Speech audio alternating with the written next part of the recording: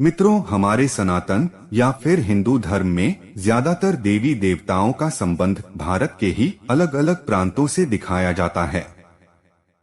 फिर वह प्रभु श्री राम हो जो अयोध्या नगरी में अवतरित हुए, या फिर लीलाधारी भगवान श्री कृष्ण जिन्होंने अवतार लेने के लिए पवित्र मथुरा नगरी को चुना। ऐसे में यह प्रश्न उठना तो स्वाभाविक है कि हिंदुओं के सभी देवी देवताओं का जन्म भारत में ही क्यों हुआ। तो मित्रों, इस प्रश्न का उत्तर जानने के लिए बने रहिए हमारे साथ इस वीडियो के अंत तक। तो नमस्कार दर्शकों, आप सभी का स्वागत है हमारे YouTube चैनल पर एक बार फिर। मित्रों, यह समझने के लिए कि हिंदू देवी देवता भारतवर्ष की इस पावन धरती पर ही अवतरित क्यों हुए, सबसे पहले हमें भारत के प्राचीन इतिहास पर नजर डालनी पड़ेगी, जिसका उल्लेख हमारे पौराणिक ग्रंथों में भी मिलता है। दरअसल भारत का जो स्वरूप आज हम देख रहे हैं और हमें ऐसा लगता है कि भारत इतना ही बड़ा है, हजारों साल पहले ये ऐसा नहीं था, बल्कि पृथ्वी के इस सबसे बड़े भूभाग को प्राचीन काल में जम्बू द्वीप के नाम से जाना जाता था। मार्कंडेय पुराण में वर्णित है कि जम्बू द्वीप का फैलाव उत्तर और दक्षिण की बजाय मध्य के क्षेत्र में ज्यादा था, और उस फैलाव क्षेत्र को मेरुवर्ष या फिर इलावर्त के नाम से भी जानते थे। इलावर्त पहले चक्रवर्ती सम्राट पुरुरवा की मां का नाम था। इलावर्त के केंद्र में पहाड़ों के राजा सुनहरे मेरु पर्वत था।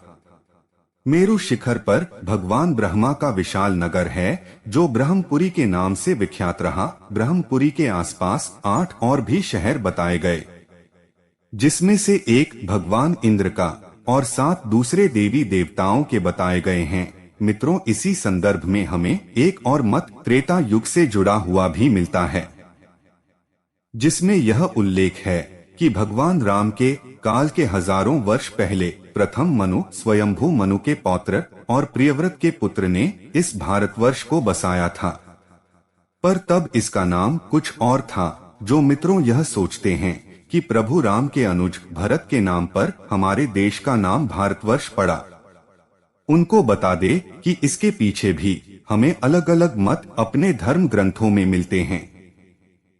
वायु पुराण के अनुसार महाराज प्रियव्रत का खुद तो कोई पुत्र नहीं था, इसलिए उन्होंने अपनी पुत्री के पुत्र यानी कि अपने पौत्र अग्निंद्र को गोद ले लिया था, जिसका नाम नाभि था। नाभि की एक पत्नी मेरु देवी से जो पुत्र पैदा हुआ उसका नाम ऋषभ था। इन्हीं राजा ऋषभ के पुत्र भरत हुए और इन्हीं के नाम पर हमारे देश का नाम भारतवर्ष पड़ा। साथ ही एक और प्रचलित मत यह भी है कि पूर्ण वंश के राजा दुष्यंत और शकुंतला के पुत्र भरत के नाम पर ही हमारे देश का नाम भारतवर्ष पड़ा, जिसके बारे में आपने भी काफी सुना होगा। हालांकि तब का भारत, जिसे आज के कुछ मनुष्य अखंड भारत भी कहते हैं, उसका भौगोलिक क्षेत्र बहुत ज्यादा विस्तृत था और इसमें वर्तमान समय के कई देश जैसे पाकिस्तान, अफगानिस्तान, श्रीलंका, बांग्लादेश, भूटान, नेपाल, ईरान, इराक और चीन का कुछ भाग इस सभी के अंतर्गत आता था। यही अखंड भारत आर्यवर्त के नाम से भी प्रसिद्ध था।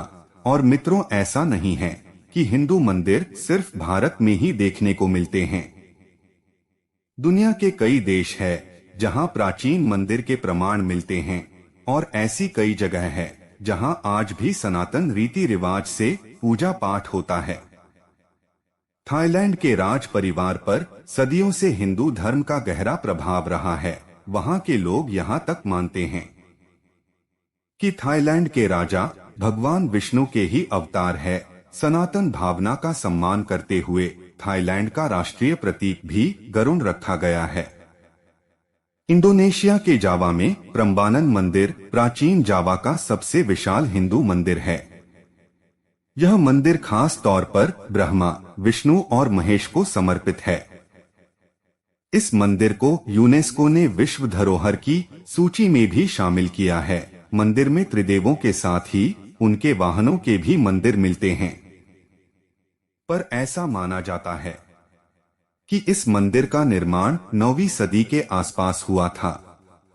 इसके अलावा बाली में पूरा तमन सरस्वती मंदिर और जावा में स्थित सिंहश्री शिव मंदिर भी मौजूद है, जो इस बात का प्रमाण है कि अखंड भारत काफी दूर तक फैला हुआ था और हिंदू धर्म की नींव सिर्फ उस भारत से ही नहीं निकली है, जैसा हमें आज के समय में नजर आता है।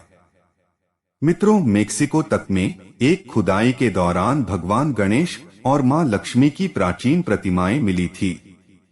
जानकार मानते हैं कि मेक्सिको शब्द संस्कृत के मक्षिका शब्द से ही आता है और मेक्सिको में ऐसे हजारों प्रमाण मिलते हैं जिनसे ये सिद्ध होता है कि हिंदू धर्म की पहुंच यहाँ तक थी। दूसरी ओर स्पेन में हजारों वर्ष पुराना एक मंदिर है जिस पर भगवान विष्णु के प्रतिमा अंकित है। और मित्रों, कुछ वर्ष पहले ही रूस के वोल्गा प्रांत में भगवान विष्णु की मूर्तियां मिली थी और इतिहासकारों के मुताबिक ये मूर्तियां 7वीं से 10वीं सदी के बीच की थी। यह गांव 1700 साल पहले एक प्राचीन और विशाल शहर हुआ करता था।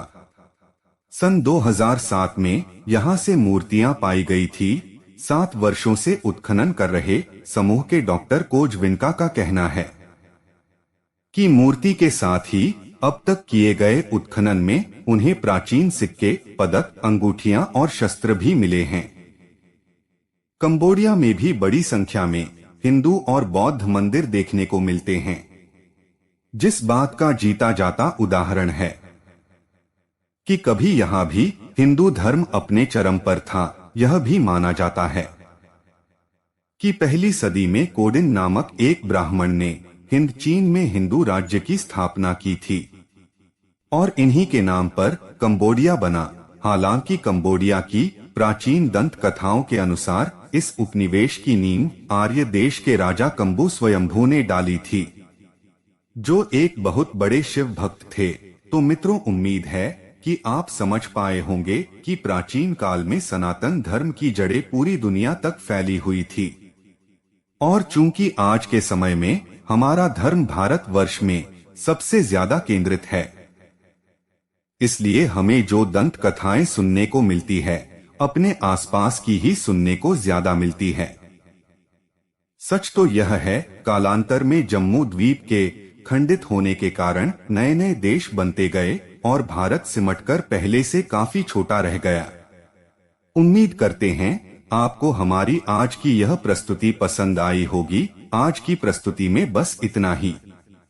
मित्रों, वीडियो पसंद आई हो उसे लाइक और शेयर करें और अगर अभी तक अपने हमारे चैनल को सब्सक्राइब नहीं किया तो सब्सक्राइब अवश्य कर ले। जय श्री नारायण।